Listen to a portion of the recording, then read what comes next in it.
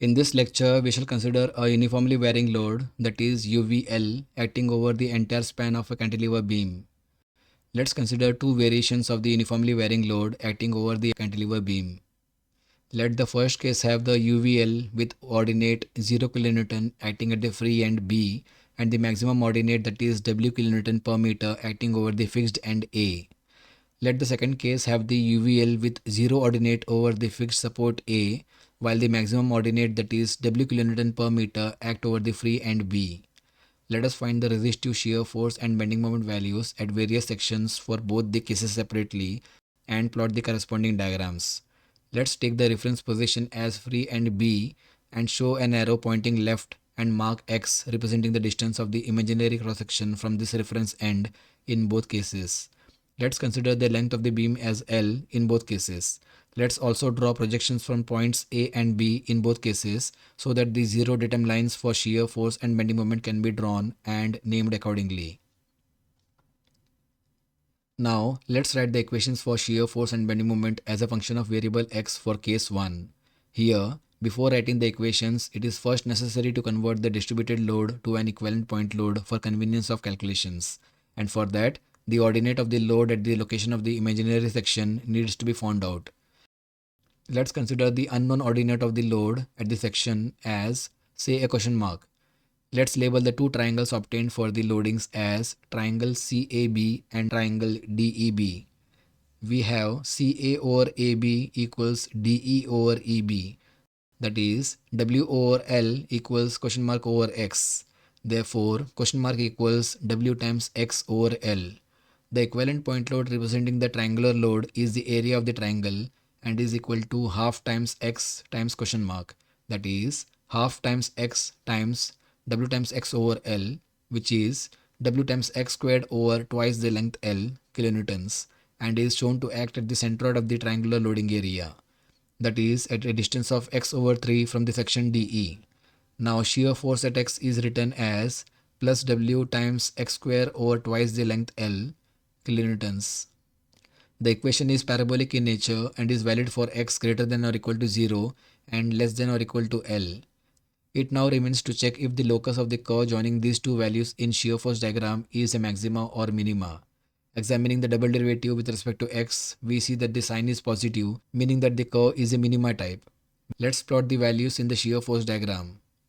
For free end B, the shear force is hence 0 kilonewtons because x is 0, and for fixed end A, the shear force is W times L squared over twice L, and that is W times L over 2 kilonewtons. We hence draw the minima curve between the two values and label it as parabolic curve. The shear force maximum is seen to occur at the fixed end A. The bending moment produced at the imaginary section by the loading is of hogging type and hence treated as negative as per our sign convention adopted. Bending moment at x hence is written as minus the equivalent point load times the distance from the imaginary section, that is equal to minus W times x squared over twice L times x over 3, and that equals minus W times x cube over 6L.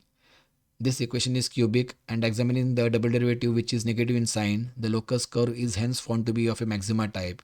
We plot the bending moment values at the free end as 0 and minus W times L cube over 6L, that is minus W times L squared over 6 kilonewton meter at the fixed end A. This value is the maximum bending moment. Let's draw the locus joining these two values as a maxima curve and name it accordingly. For case 2, we have the 0 ordinate over the fixed end A and the maximum ordinate W kilonewton per meter over the free end B. We first find the ordinate of the load at the distance x meter from the reference end B. Let's denote it by the question mark symbol. Let's label the two triangles obtained as triangle CBA and triangle DEA. Hence the ratio question mark over AE equals CB over AB, as both the triangles are similar. Hence, question mark over L minus X equals W over L, giving question mark as W times L minus X over L. The imaginary section creates two types of loads over the right part of the beam. The first type of load created is the uniformly distributed load, for which the equivalent point load acting at the center of the part equals question mark times X, that is W times X times L minus X over L. The second type of load created by the section is the uniformly varying load, for which the equivalent point load acts at the center of the triangular area and equals half times x times w minus question mark.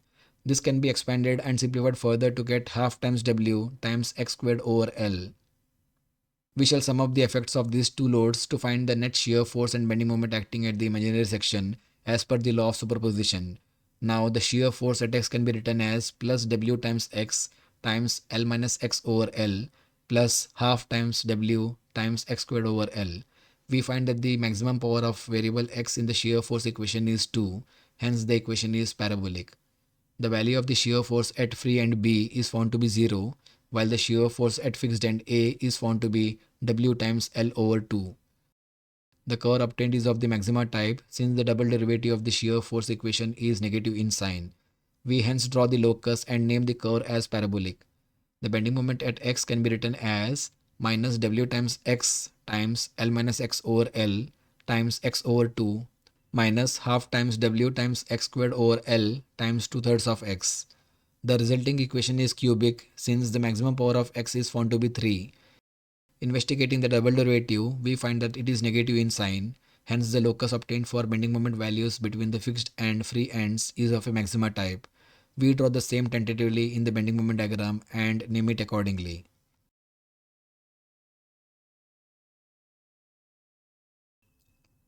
In the next lecture, we shall consider the case of a cantilever beam with a concentrated moment acting at the tip.